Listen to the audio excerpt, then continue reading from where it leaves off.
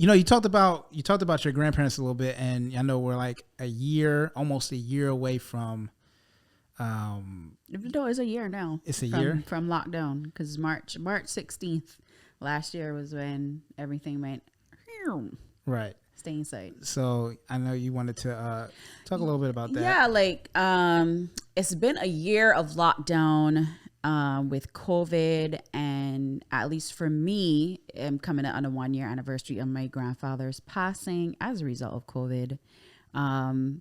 First, if anybody follows me on social media, you'll see me talking about it ever so often. But I was in New York. We were in New York, and my grandfather kind of got caught up in the first wave of COVID in New York City at the hospital. And it was a mess. It's still traumatic to think about. I've been thinking about it a lot recently since we are coming out on our anniversary, and some of the thoughts that I've been having recently about it, because even before COVID was a thing, because I was caretaker for my grandfather, caregiver for him. And we went through a lot together. So like I was recently thinking about us coming in at the airport when I was coming back from Barbados, and Customs and Border Patrol stopped us and basically was threatening to deport my grandfather. As soon as we got off the plane, deport my grandfather. And they were going to hold him in a cell. This is an elderly man who had prostate cancer, was in kidney failure. He was blind. And they were like, we're going to put you in a cell until this flight comes back around next week, because we were in Boston. Right. And this flight only came in once a week. And so I had to like do a lot of reasoning with them to let them know, like, we're not trying to bring him here to like stay forever or do anything illegal, like have him come into the country illegal. We're trying to do things the right way. Here's his 6 months worth of medication. Here's, all his doctor's papers and stuff like that. And he had to travel with all of that. And that was really traumatic because, we're sitting there and I could tell like these dudes were just doing this for shits and giggles, like just literally fucking with us for fun. And it made me think about the fact that as Black people, even when you get to an age where you should be able to rest and feel peace and relaxation, you don't often get that here. And I mean, anywhere in the world, but in America specifically, it's like, you can't, some people can't retire early. You got to keep working. Or if it's not that, there's still this lack of respect. And to me, it was just like, this is an elderly person. Right. who can't see, who he's in a wheelchair right now. Right. Like, there was no compassion. People were in the back talking about, one of the dudes that stopped us was in the back talking about going on vacation and where they're moving to and their dog and all this stuff. And it was just like, whatever, y'all just in here. I felt like that when I was a kid and my dad was put into a detaining cell for, if you know my dad, he's not someone who curses. Like, he just doesn't curse. He was brought up as a church kid. He's gonna get mad about this. I hope you're watching this clip too. He was a preacher's son, and he doesn't curse. We went to pick up my mom from the airport, and her plane was a little delayed. He had parked illegally, and when we came back out, they're trying to tow the van. Now, he was wearing a hat, had a Million Man March, because we were going from there to the Million Man March. It was the day of the Million Man March. And when he went to the tow truck driver, he's going to pay him cash to get the van off. Now, I will say this too. As a kid, I told you, I'm talking to you, Dad, I told you not to park there as a kid. You didn't listen. But so he parked there. He went to the tow truck driver. The driver's letting it down. A cop came over and said, "What are you doing?" And he said, "Well, he paid me. I'm, give him the car back." And she said, "No, he's not going." She pointed at his hat, said he's not going. So He's talking to her. He's like, well, where is it going? Where can I get it? So next thing I know, I'm standing there. My mom's still not off the plane. Like, right. We don't know where she is. I was like maybe 6 or 7. My sister was 5. So we're standing there, we're watching my dad go talk to the cop. Next thing I know, 2 other cops come over and they're arresting him. And she claimed that he was cursing at her, threatening her. And my dad, he's a tall dude. He's a big dude. He can be loud, but he's not cursing. And I know I haven't heard him curse. Right. The closest he got to cursing was saying nigga. Right. And even that's rare. Right. And even that's a rare thing. And so, we didn't know at the time, I didn't know what was going on. Mm-hmm. I heard him over there, like they were trying to put him in the car, but he was standing up telling them that my kids were here. Like and so a cop came over and put us in the car and we go to the station. So I watched them put him in a holding cell and we're sitting there. And I, as a kid, remember thinking, I can't believe how desensitized these officers were. Right. Like it was mostly white men. There was a couple white women. There was one, and the only reason that we didn't, because they were going to put us in DIFUS or something. I don't know. Like they were going to try to put us, like this one Spanish lady came over and asked me what my mom looked like, what her flight was, and luckily I remembered the information. I gave it to her. She went and found my mom, and that's because they didn't care about it. They were talking crazy. They were cursing crazy around my 5-year-old sister. Like they were just acting like we weren't there. You're funny. My 5-year-old sister, you were 6 or 7. Yes, but like, I'm a big brother. Like my big brother instinct is, how y'all talking like this around my sister? Like why y'all acting like there's no kids here? Right. Like they just don't care. Yeah, they don't see humanity. Right, of and black people. I don't understand that. Right, like if I saw a kid in that situation, and like it was a person of color. It was like this Latina cop saw that. She's like, "What's going on here? I have to do so." So luckily she stepped in and helped out. Who knows what would have happened, right? So, black people aren't seen as human in so many instances. Yeah. And that doesn't change. It doesn't change when you're a kid. It doesn't change when you're elderly. Like the system just don't see you as black, and it's just wild. This is a wild thing. Yeah, well, they see you as black. They don't see you as human. Yeah, they don't see you as human. Yeah, and it's just been very, because like I think back on my like I said, my grandparents raised me, and I think back on their life, and one thing I remember with my grandmother a lot, that I vowed that I would live my life in a certain way, especially being able to rest, like incorporate rest into my life more, because my grandmother did not believe in resting. Like she believed in grinding until she could not any longer. Like she would have to feel unwell for her to sit down and take a break from doing whatever she was doing. And and what I love, her determination and her tenacity and her, stick-to-itiveness with getting stuff done. I also saw the repercussions, and health-wise as well, of not being able to really incorporate, like believe in just pausing and resting to heal, restore yourself and all that.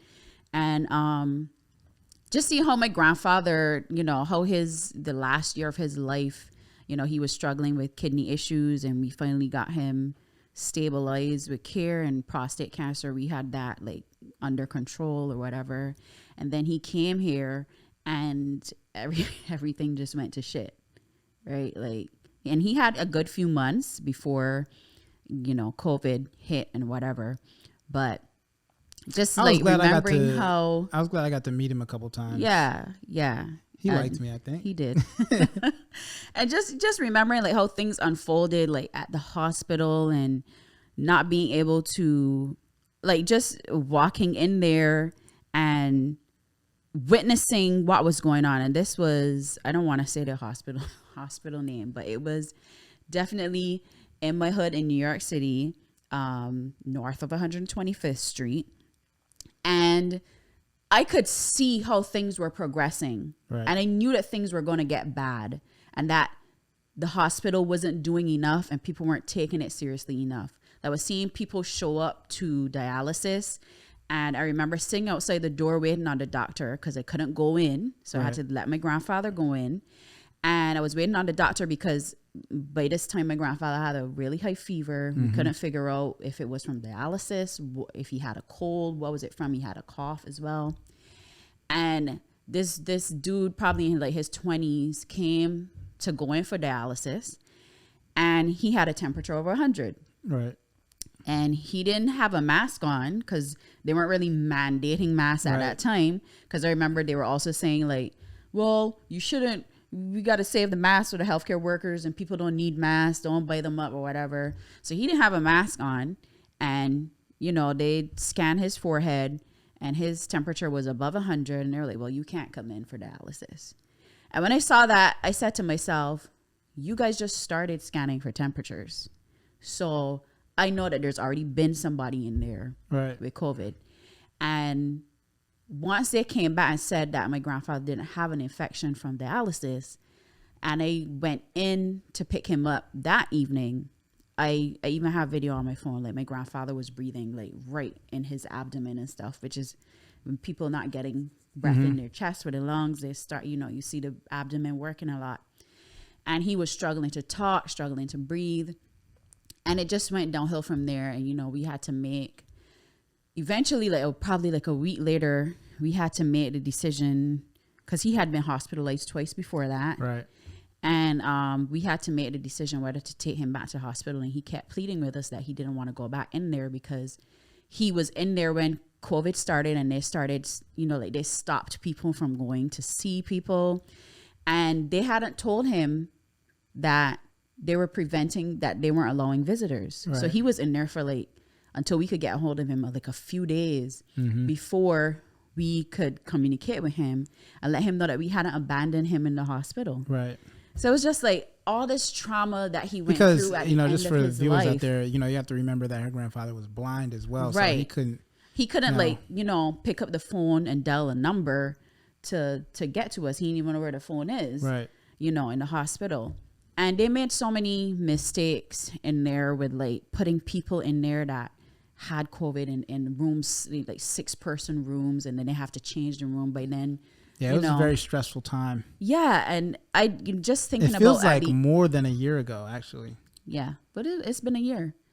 And just thinking about the end of his life and the trauma that he went through, and it's just sad. And yeah, I know that was in a lot of ways that led to what you're doing now, though. Like, yes, it did, because you needed a way, because you didn't mention that you lost your grandmother the year before. Before that, yeah, I lost my grandmother a year and probably like 2 months before that. Right. And that was a hard experience as well, because that was like the first close person to me that I'd ever lost.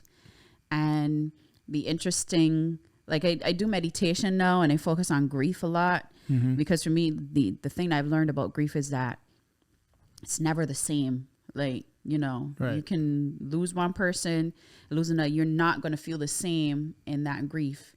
And even with COVID, like we lost a lot of people. And then even after COVID, you know, I lost my uncle. Right. And he had stage 4 cancer. And that was another experience in itself, because, you know, I went to help care for him in his last days. And that was probably, every time I've said in the past few years, this is the hardest thing that I've ever had to do. Something else has happened where I'm like, well, that wasn't that hard. This is the hardest thing I've ever had to do. Yeah, you had a rough couple of months there. Yeah. So, you know, I just wanted to, my grandfather was a person that enjoyed life. He was a person that he never stopped trying. And just to come from a small island, and, you know, he came of age in a time where there was a lot of poverty in Barbados. People like my mother will always talk about, you know, not having shoes to go to school and stuff like that. Like, that's what my grandfather came from, a lot of trauma as well. He was an orphan at a young age. And for him and my grandmother to come from what they did, and to raise their kids and other people's kids, because they also took care of other people's kids, in the poverty that they were in. Right.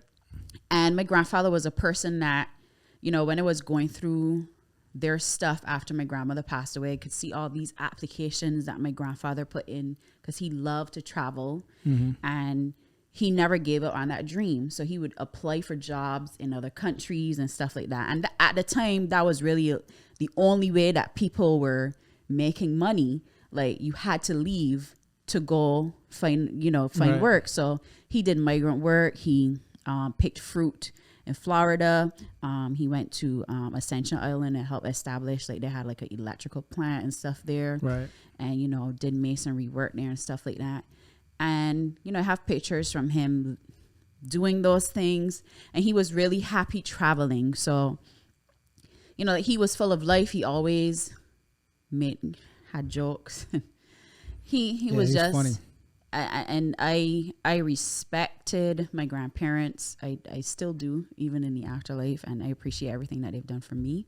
And tons of other people who would have been touched by them. And, my grandfather, even with him having to, I feel that the thing that gets me is that I feel like my grandfather suffered unnecessarily Right. in his last months of life. And, that's a feeling that I'm still grappling with. I'm sure other people can relate to it, especially with COVID, where you don't get to go into the hospital. You don't get to visit. And I know now, like, some people, like, they have the iPads and stuff that they allow you to see your relative. Right. But in the beginning, they weren't doing all that, especially in New York City. It was very early, and there was a lot going on there. You couldn't do that, and they were so overwhelmed. So if anybody that has experienced this, my sympathy and condolences go out to you as well. And I hope that you are moving through it and able to heal and find some light at the end of the tunnel, and release yourself from any guilt that you may feel around what you were and weren't able to do for your loved one in their last days, because there's a lot we didn't have control over. And yeah, it's been a crazy time. It's been one of the things I think that you mentioned a lot with the COVID thing is sometimes people didn't lose people, but they lost a lot of normalcy. Yes. Like, they can be grieving what they thought the year was going to be, or what their plans were, or, a lot of just things that they thought they were going to be doing had to change due to, this global pandemic. People lost jobs, people lost housing. Then you had, people had. There's a lot of uncertainty, yes. with that. A lot of people weren't accustomed to dealing with, which is difficult to live with. When you're, you have no idea what's going to happen next. People get anxious, and anxiety is through the roof for a lot of people.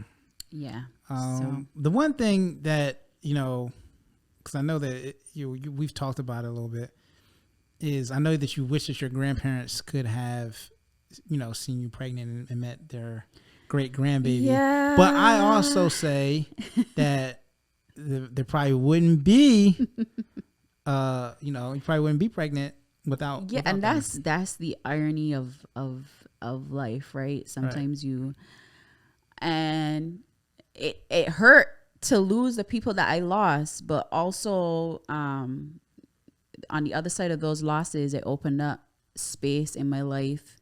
And I think when you're dealing with losing a loved one and grieving and stuff like that, the loss can be so heavy and intense.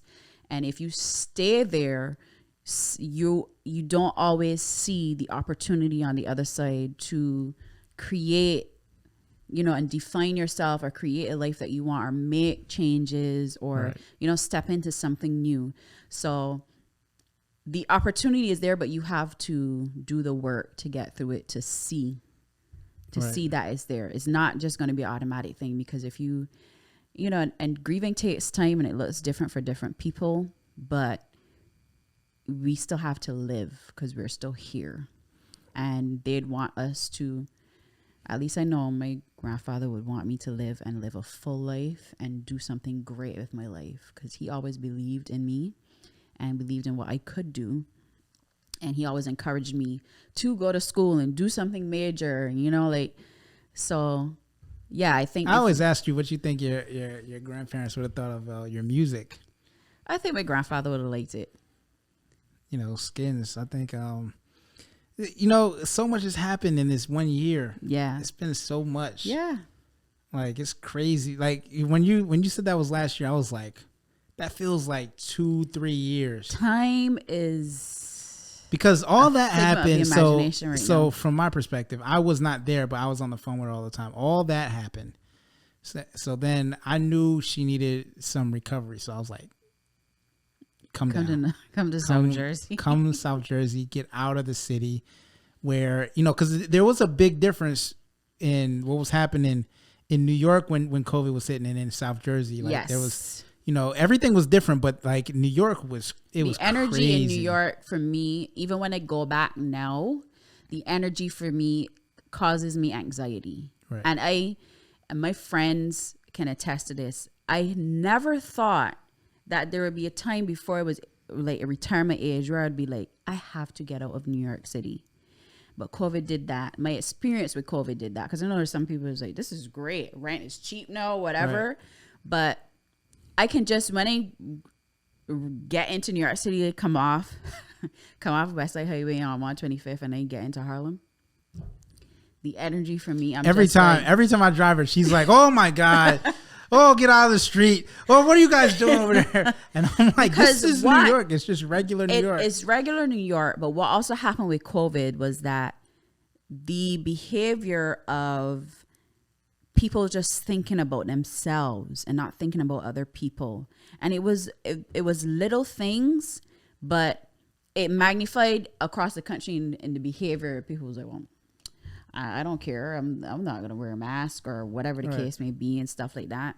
But little things in New York was like, where y'all, when they said, okay, stay 6 feet apart. And I would drive through Harlem and all the niggas be outside on the stoop and they be in each other's faces, dapping it up and laughing and kikiing and whatever. And mostly it was men outside. Yes. And COVID was taking men disproportionately at that time, black men. So, you know, it was that, and I was like, all right, I'm over this. I need a break.